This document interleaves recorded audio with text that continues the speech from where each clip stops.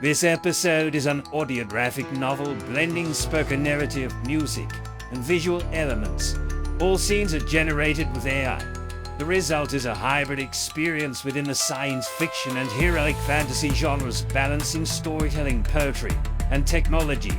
However, the script is entirely written by a human. To maintain consistency between scenes, some character traits have been blended from various actors and actresses. However, even if the characters may seem familiar, any resemblance to real individuals is purely coincidental. At times, consistency may be lost when the story explores themes restricted for AI, such as violence or horror. This is not meant to portray real people in a negative way. Let me insist on the fact that I like all my characters, even the antagonists. It simply means that viewers should be at least teenagers that have a good sense of humor or an appreciation for dry with the brave fantasy stereotypes. As English is not my first language, I hope the translation captures the essence of the novel. In the future, two versions of the video may be available, one without subtitles and another with French subtitles. Enjoy the experience, and feel free to comment or guess what might happen in the next episode.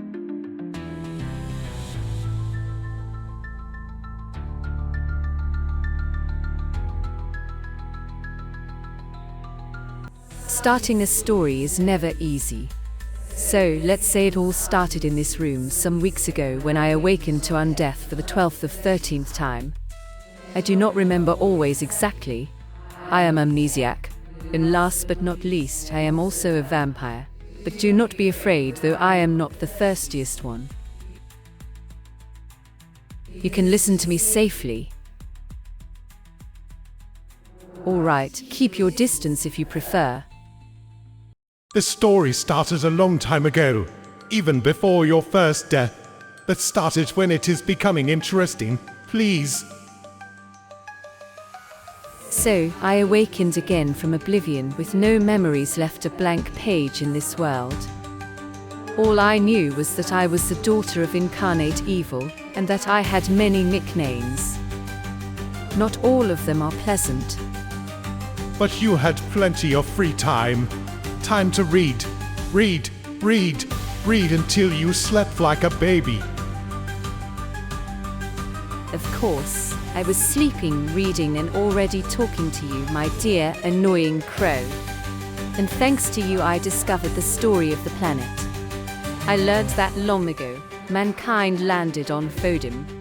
And I could use these strange devices, how do you call them again? Computers? Yes. That's it. All our highs are technological. We are technological.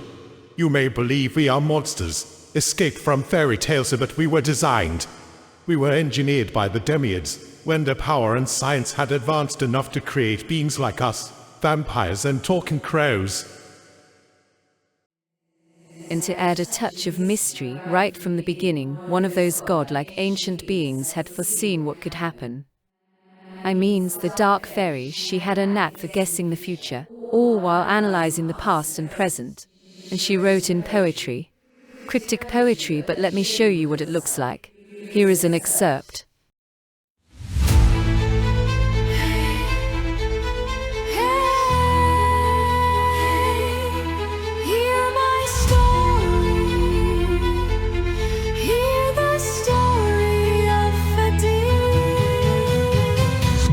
Once upon a time on Earth, heat waves chased our ancestors to once cold lands of Antarctic. We started to build our spaceships, but were we ready for this rebirth? Or were we just fleeing disasters? Mankind exodus became so hectic, we had not enough arcs for this trip. Listen carefully to my ghosty words. Let me guide you through space and time. Since mankind searched in vain for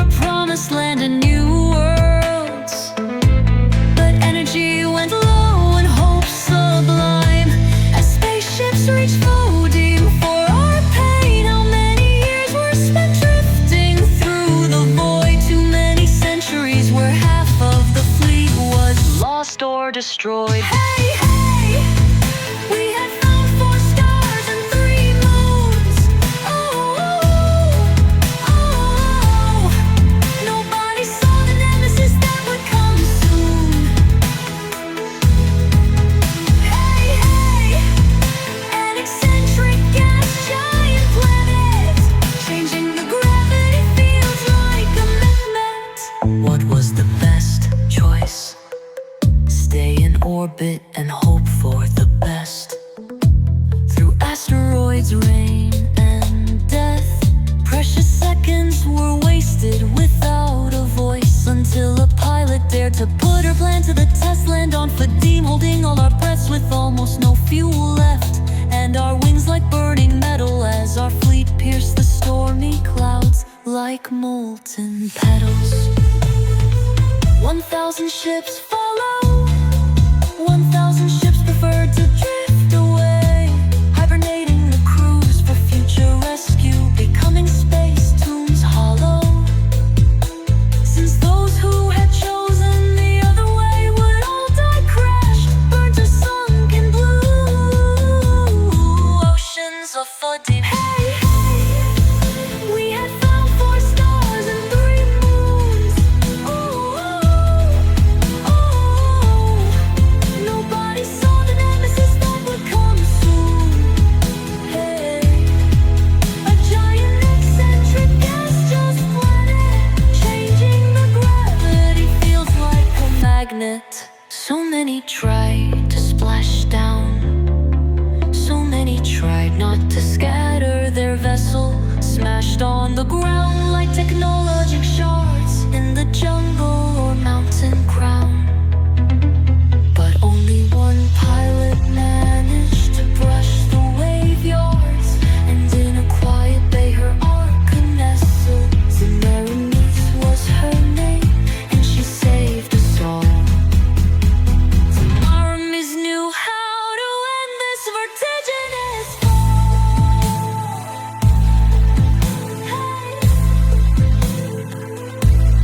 Hear my story, hear the story of Fadim. This is how it all began. Good deciphering. So now, everybody knows it started with Semiramis. She was the only known pilot to have a successful landing. But she wasn't truly the only one. A few arcs managed to make a rough forced landing without too many casualties. In the early days of Fodine, the people from Semiramis' ark converted their vessel into a floating city, just as the colonization plan had forecast. This majestic city was called Urbalone. It was the only intact stellar city. People from the crash site gazed at it with respect and devotion. Urbalone was a dream. A few years after landing on Fodem, its population had already peaked at 1 million. The first generation was artificially grown in genetic tanks and educated by teacher programs. This parentless generation, grateful for their creation, helped the elders and revered Semiramis as a savior. She had no trouble winning the elections, but like all heroes, my glorious ancestor had a flaw. She loved power too much. Slowly, the Urbalone Republic began to morph into the Urbalone Empire. However, Semiramis' rule was fair and well-intentioned. She helped the first settlers terraform Fodime and established embassies with less prestigious cities. She built starports and launched expeditions towards arcs which were still orbiting in space. The rescue of the other Earth spaceships was their main priority. True, however, Semiramis was often disappointed by her rescue missions. Too often, astronauts discovered empty spaceships where future settlers of Fodime were caught by death in their sleep. With energy sources depleted and solar panels damaged, the onboard AI had failed to keep them alive before switching offline. Rescuing potential survivors became a costly endeavor, a great waste of resources for only a handful of saved human lives, along with scavenged machines and ancient artwork from these drifting space tombs. When the shuttles were fast enough to reach still hibernating astronauts, they brought them back safely to Urbalone. But more than 30 years had passed since the disastrous planetfall. The newcomers could not understand why Semiramis was so revered, and the citizens of the planetary capital could not understand why the rescued astronauts showed so little thankfulness. Instead, they clung to old Republican beliefs and openly criticized the imperial regime.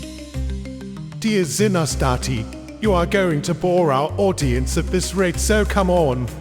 Talk about you and this fascinating moment of your life when you came back to Under for the 13th time. People want to hear your story. You are a legend, or, at the very least, one of the main ones. People are here for your deeds.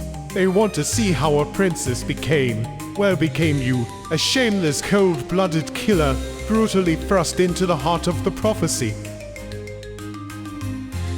Oh, how kind of you, Krakomen, a shameless, cold-blooded killer. Is that how you have just described me? Fine, Crow. Luckily for you, I do appreciate your petulant and disturbing presence. But if I dive straight into my tale, people will never understand. I must talk about Urbalone. For example, calendar and prophecy. They are all linked to the sinking of Urbalone. We start to count our years from this moment. But the short-lived galactic civilization on Fodum used to start the years from planetfall. And you have already made me spoil the fact that Urbalone would fall. Yes, but who cares about these instantly old tales? I mean, except you. Let me connect the two stories, please. As you recall, I have been reading alone in the Imperial Archives. This fascinating moment of my existence, my 13th or 14th awakening, is only 3 weeks ago. And now the prophecy is nearing its end after 12 long centuries. Evil and darkness are triumphant. By all logic, I should be pleased. As a vampire, I should revel in it. As the daughter of a fierce emperor and sorcerer, I should be proud, ready to claim my place to rule a kingdom at his side, ensuring his grip on power remains unbreakable. But I am not. I've been reading these old tales, as you call them, and even though my memory is almost a blank page, I can feel what these newcomers in Urbalone had felt. A sense of loss. A dissonance in a moment of rejoice they could not share. They understood that something wrong was happening, something was already unfolding. They did not belong to Urbalone as I do not belong to this dark vampiric empire. All right, you win. Keep going. That being said, do not pretend too loudly that you are not evil here. We are in a cursed palace, deep inside a fortress so dark and impregnable that no army has breached its 11 layers of walls and towers in 1,000 years. It is not just a stronghold, it is a perfect prison as well.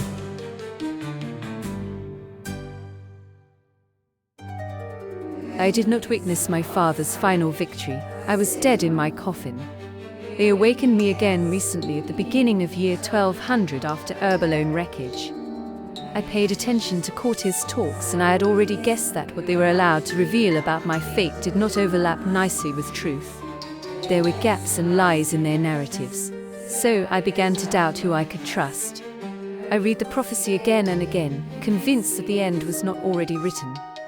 This is also why I had to understand who I truly was by reading all I could about Urbalone. Wait a minute before this damn Urbalone. Please, tell us what you found as well. Like in all good stories, I found a ring. Well, I did not exactly find it. A trustworthy friend gave it to me one night, unnoticed, disguised as a butler during a ball. He said that he had kept it safe for the time I had spent resting in my sarcophagus, and that no one should ever see it on my finger unless I recovered all my memory. I know I will disappoint you, but this ring had no special power. It was made of obsidian and silver, with ruby letters carved on its smooth surface. for love and death, eternally. Find my twin before a 5th year of infamy. That was the inscription. This was another piece of the puzzle, but I had no clue. Amnesia, you know. This is so lame. Maybe you need to narratify your own story. Or go on, talk about Urbalone if it does not make your story more confused. So I was saying that there were 2 or more classes of citizen in Urbalone. Saved astronauts, who soon called themselves the late awakened Sunrise's children, who were the first generation on Urbalone, and admired the triple sunrise over the ocean, and the daring builders, who were those who had always followed Zemiramis. The 3 groups rarely agreed on anything, but as time passed, the daring builders became an elite, a small minority, while the Sunrise's children became more and more numerous. There was a 4th class, though, the colonists from crashed arks, sometimes allowed to visit the glorious capital. But they were despised by all the previous classes and did not benefit from body enhancement, while inhabitants of Urbalone could live for more than a century with the strength and beauty of youth. And here it comes again. Zénastarty, always ready to defend the poor and oppressed people despite of her vampiric instincts. Shall I remind you how many people you have already killed in your previous existences? No thanks, but these events had consequences on our present. Mankind has evolved due to these terrible choices. If you are a knight from old nobility, you will be more resilient to hardship than if you are a simple peasant with only ancestors from crashed arks. This, too, had an impact on prophecy. Antisiliander, a small girl in that time, could see this. She was the dark fairy to be, centuries later.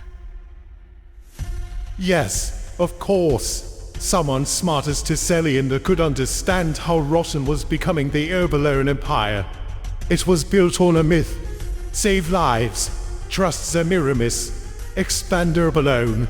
A better future for everyone, led by the Empress who had been once a hero. But 40 years after Planetfall, this myth collapsed. Yes, another city was discovered on the western shores of the main continent. But first, let me tell you something about Fodum.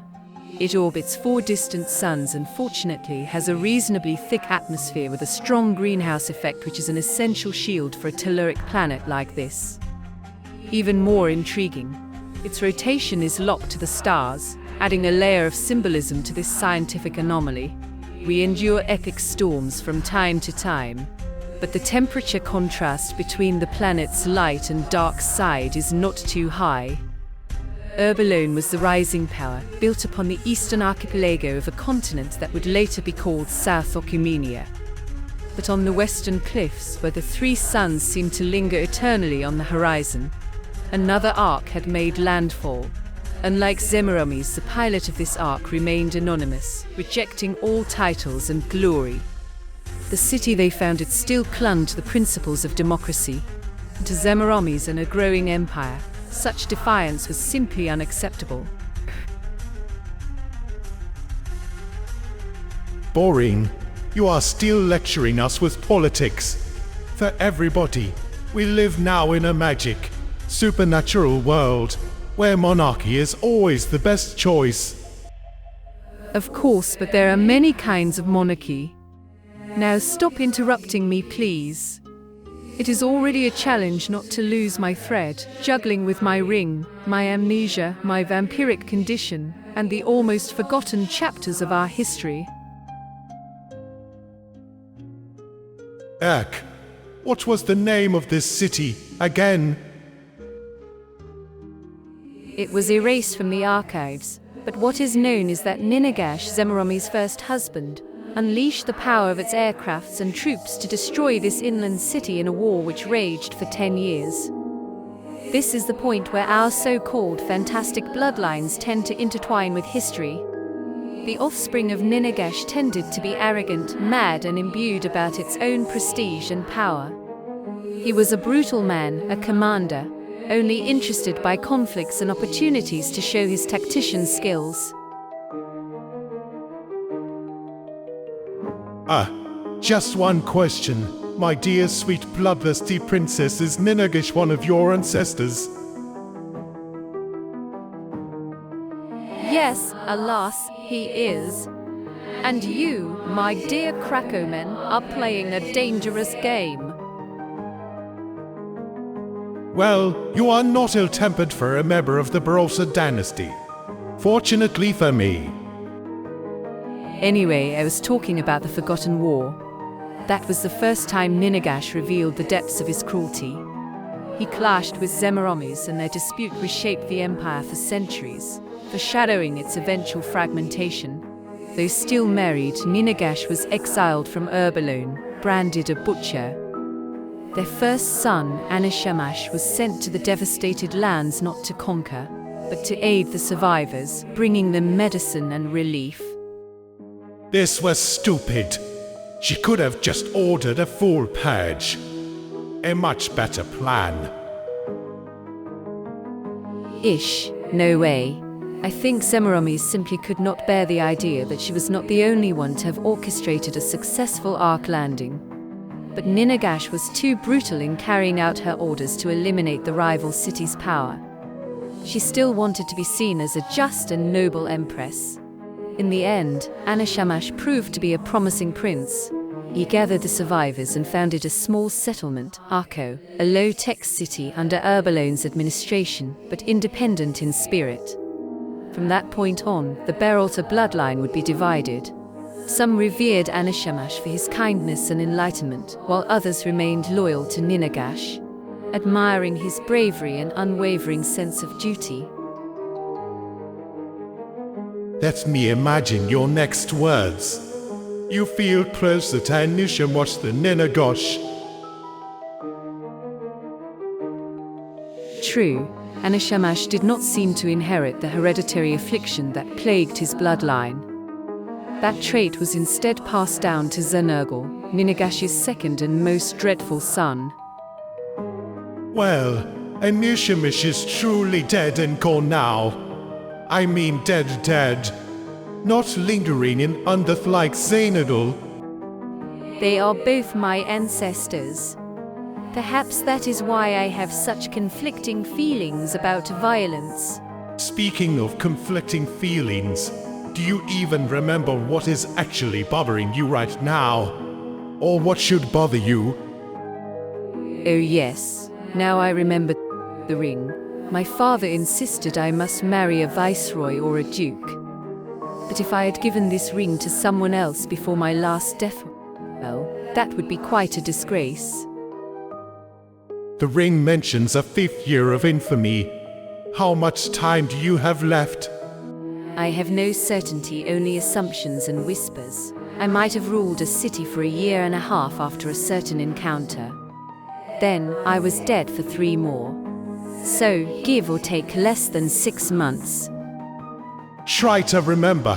It is important. What comes to your mind? Nothing, just blurry ghosts of memories. A trident, a duel in the throne room, a fall from the main balcony. His face escapes me, but deep down I know I have known him for centuries, even if only in a dream. What I feel is stronger than destiny, darker than the void.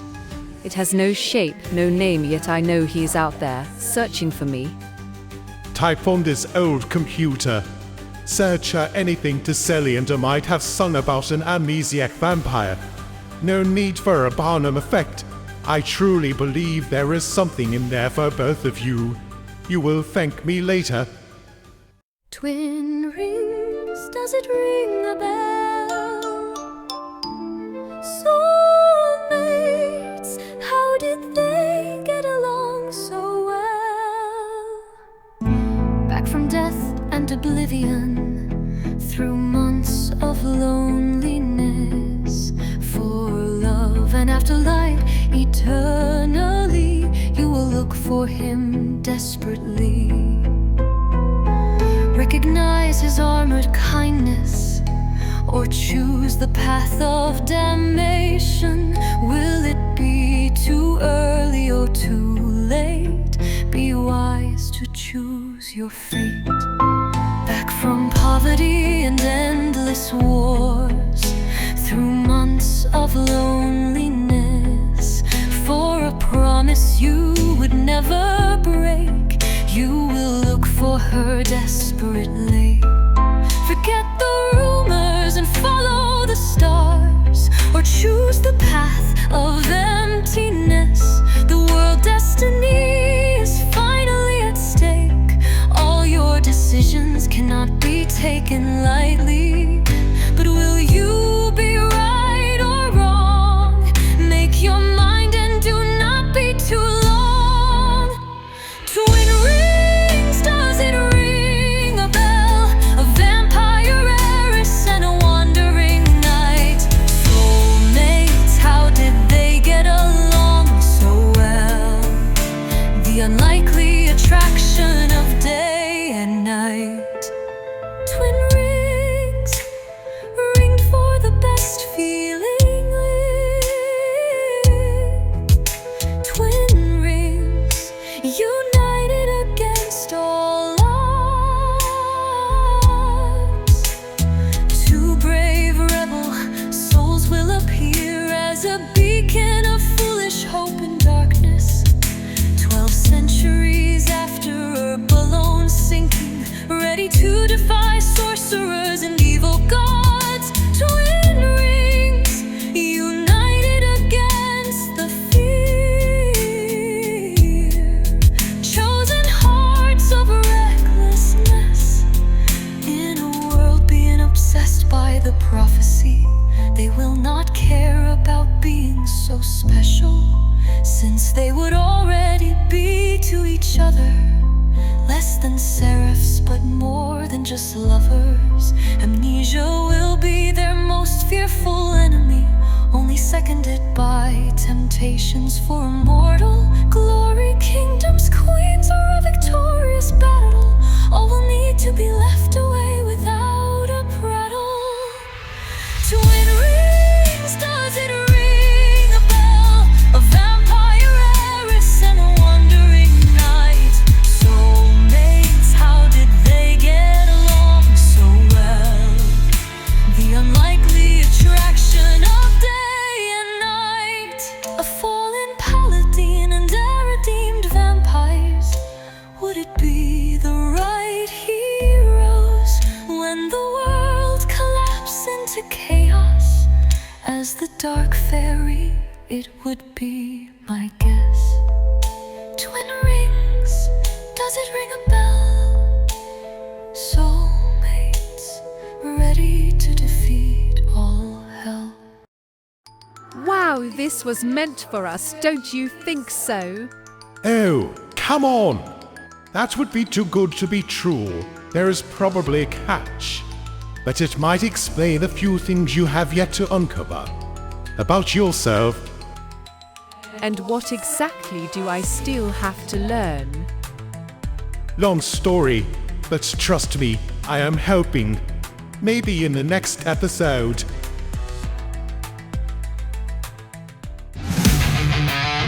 Twin Rings! Twin Rings, what a shitty title! Does not sound like heavy metal!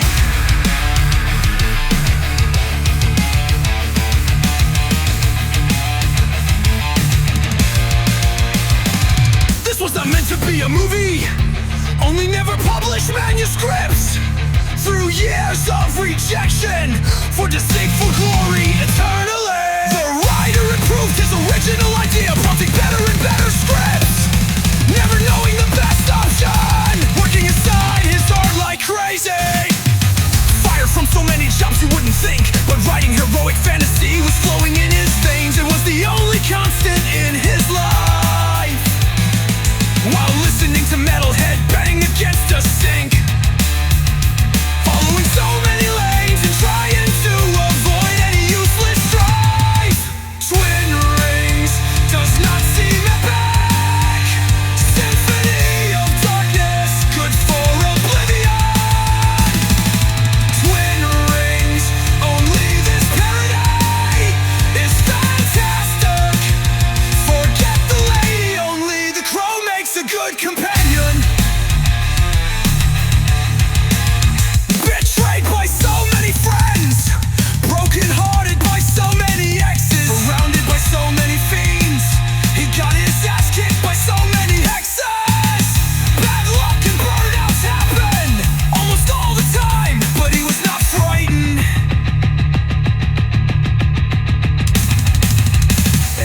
else would have understood.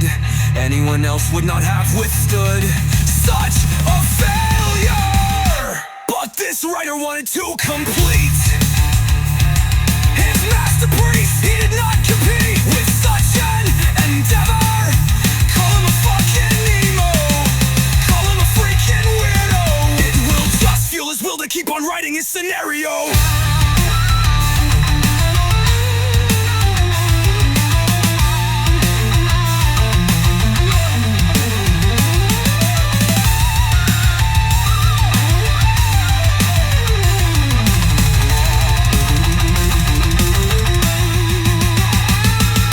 Twin Rings does not seem so epic. Symphony of darkness, good for oblivion. Twin Rings, only this parody is fantastic. Forget the lady, only the crow makes a good companion. This piece of work is such a cosmic joke. A French guy writing rhymes with AI, not giving a damn about the trend in art. You should not even give him a poke for mixing two storylines so high that he is not feeling down to our first part.